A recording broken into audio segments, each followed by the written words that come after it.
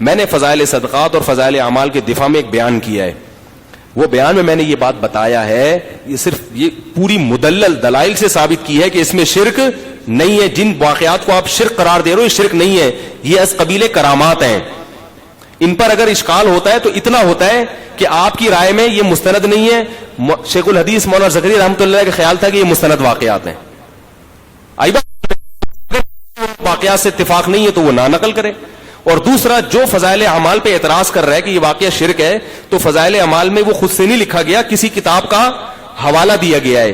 تو اصل کلپ اس کتاب کے مصنف کے خلاف بننا چاہیے, لیکن وہ کتاب عربوں کی لکھی ہوئی ہے. بہت ساری کتابیں بڑے بڑے بزرگان دین کی ہیں, ان کے خلاف توصیف الرحمان صاحب کے لیے. بھائی اصل تو فضائل صدقات میں وہ واقعہ کسی کتاب سے لیا ہوتا ہے نا, تو اس کتاب کے خلاف کلپ بننا چاہیے نا. لیکن اس کے خلاف کلپ اس کو مشرک نہیں قرار دیں گے, کیونکہ اس کو اگر مشرک قرار دے دیا تو سعودی عرب میں داخلہ بند. تو میں نے یہ ثابت کیا تھا کہ اعتراض کرنے والوں میں اخلاص نہیں ہے. اس پہ لوگوں نے کہا کہ مفتی صاحب نے فرض کیا ہوا ہے کہ فضائل اعمال کا دفاع کرنا ہی ہے. بھائی فرض نہیں کیا ہوا, ہم اس ٹریک سے آپ کو ہٹانا چاہتے ہیں کہ ان واقعات کی بنیاد پر اگر فضائل پر شرک قرار دو گے تو صرف شیخ الحدیث کی ذات مجروح نہیں ہوگی, آپ کی تاریخ میں بڑے بڑے علامے, بڑے بڑے بزرگان دین وہ کیا ہو جائیں گے, مشرک ہو جائیں گے. اس کی میں ایک مثال دیتا ہوں. آج ہم نے بلایا تھا, کل ڈاکٹر ذیشان صاحب ہیں نا, بڑے مشہور پی ایچ ڈی کیا ہوا ہے امریکہ سے, انہوں نے بڑے دیندار آدمی ہے. ورک شاپ میں ان کا بھی ہم نے کچھ لیکچر رکھا تھا. انہوں نے بڑی پیاری بات کی. انہوں نے کہا کہ یورپ جو آپ کی ذہن سازی کر رہا ہے, جو اسکول مغربی طرز پہ چل رہے ہیں, وہ ذہن سازی کیا کر رہے ہیں, بچوں سے نا اس کے باپ پر اعتراضات کرواتے ہیں, ابا پر, باپ کا احترام نکالتے ہیں. کیوں؟ اس لیے کہ جب ابا کا احترام نکلے گا تو کچھ دنوں کے بعد ان کے لیے اللہ اس کے رسول کا احترام بھی, لیکن ڈائریکٹ اللہ اس کے رسول کے خلاف ابھی لے کے گئے تو مسئلہ خراب ہوگا. پہلے باپ ماں اور ماں کا احترام نکالو, ان کی فرمانبرداری سے ہٹاؤ, پھر مذہب کی قیدوں سے بھی یہ کیا ہو جائیں گے, نکل جائیں گے. تو ہم دفاع اس لیے کر رہے ہیں کہ اگر آپ نے اس ٹریک پہ نہ ہٹے تو آج شیخ الحدیث کی ذات پہ کیچڑ اچھالا ہے تو کل بڑے بڑے بزرگان دین پر, پھر امام بخاری پر بھی اچھلے گا. کیونکہ ایسا دنیا میں کوئی بھی نہیں تاریخ میں گزرا جس پر انگلیاں نہ اٹھی ہوئی. صرف کہا جاتا ہے کہ عبداللہ بن مبارک ایک ایسے محدث گزرے جن پر کوئی جرح نہیں ملتی, ورنہ ہر کی گئی ہے. تو ذہن سازی ہوتے ہوتے کل آپ امام حنیفہ تک بات رکے گی نہیں. یہ انجینئر کو دیکھو نا, صحابہ کو بھی برا یہاں تک ایسے ہی تھوڑی پہنچ گیا. پہلے اس نے شیخ الحدیث مولانا زکریا کی شان میں گستاخی کی ہوگی, پھر مولانا تھانوی کو برا بلا کہا, اس سے ضمیر آہستہ آہستہ کیا ہوا, مردہ ہونا شروع ہوا. پھر ہوتے ہوتے ہوتے ہوتے صحابہ تک آ گیا. اور اس کی جو اولادیں ہوں گی, ابھی تو یہ صرف حضرت معاویہ کو برا بلا کہہ رہا ہے, اس کی اولادیں حضرت ابو بکر, حضرت عمر کو بھی برا بلا بولو. استاذ نے پیش گوئی کر دی تھی کہ یہ بہت بڑا فتنہ ہے. حافظ زبیر علی زئی جو ہے نا, اس کے استاذ تھے, جو اہل حدیث کے, وہ بھی ماشاءاللہ بہت بڑے فتنے تھے. اہل حدیث میں سارے علماء فتنہ نہیں ہے, لیکن زبیر علی زئی بہت بڑا فتنہ تھا. میں نے اس کی کتابیں پڑھی ہیں, اس کی کتابوں میں بہت جھوٹ میں نے خود پکڑا ہے. عربی عبارات کے ترجمے غلط کیے ہوئے اس نے, لیکن عوام کہتی ہے مدلل تحریر ہے. میرا ارادہ تھا میں اس کی کتابیں لے کر آیا, میں نے کہا میں ان کو پڑھتا ہوں, کوئی بات ملی تو پڑھوں گا ورنہ جواب لکھوں گا. لیکن میں نے کہا یہ آدمی خائن ہے, جھوٹ کے جوابات نہیں ہوتے, کیا کیا باتیں پکڑ کے یعنی اس کی آدمی کرے. تو وہ مجھے اندازہ ہو گیا کہ بندہ ہی کرپٹ ہے. پتہ نہیں لوگ اس کو کیوں فالو. میں یہ نہیں کہہ رہا اہل حدیث میں سارے علماء کرپٹ ہوتے ہیں, یہ مطلب میرا ہرگز نہیں ہے, کسی کی مسلک پہ نہیں. جیسے دیوبندیوں میں بعض لوگ کرپٹ ہیں, ایسے ہی اہل حدیث میں بھی بعض علماء کرپٹ ہیں, جو امت کو باقاعدہ ایک سوچی سمجھی سازش کے تحت فرقواریت کی آگ میں الجھا رہے ہیں, تحریروں میں خیانت کرتے ہیں وہ.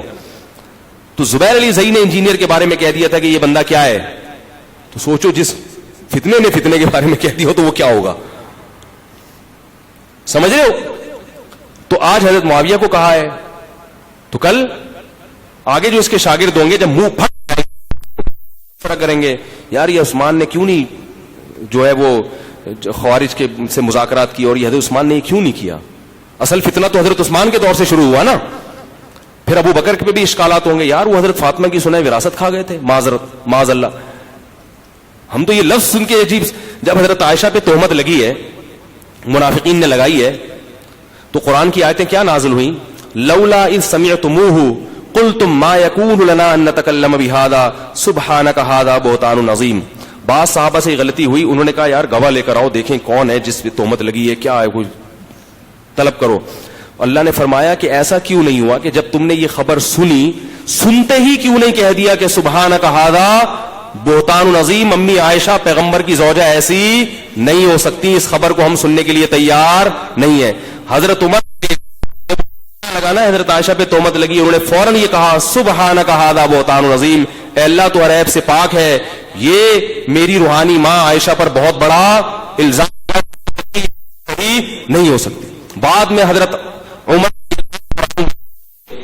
نازل ہو گیا. اللہ نے صحابہ کو تنبیہ کی کہ بھئی تم نے جب یہ سنا تھا, یہ کیسے ممکن ہے کہ معاذ اللہ نقل کفر, یہ تمہیں منہ سے نکالتے ہوئے بھی ڈر لگ رہا ہے کہ کسی عورت سے بدکاری ہو اور اللہ اس کو نبی کی. یاد رکھو انبیاء کی بیویاں غیر مسلم تو ہو سکتی ہیں, بدکار نہیں. نوح علیہ السلام کی بیوی غیر مسلم تھی, بدکار نہیں تھی, کیونکہ اللہ انبیاء کی بیویوں کو اس عیب سے بچاتے ہیں, کیونکہ یہ نبی کی ذات پہ کیا ہے بہت بڑا. لوگ انگلیاں اٹھائیں گے, اس کی تو بیوی ایسی, اس کی تو بیوی ایسی, یہ تو اپنے گھر کی حفاظت نہیں کر سکا.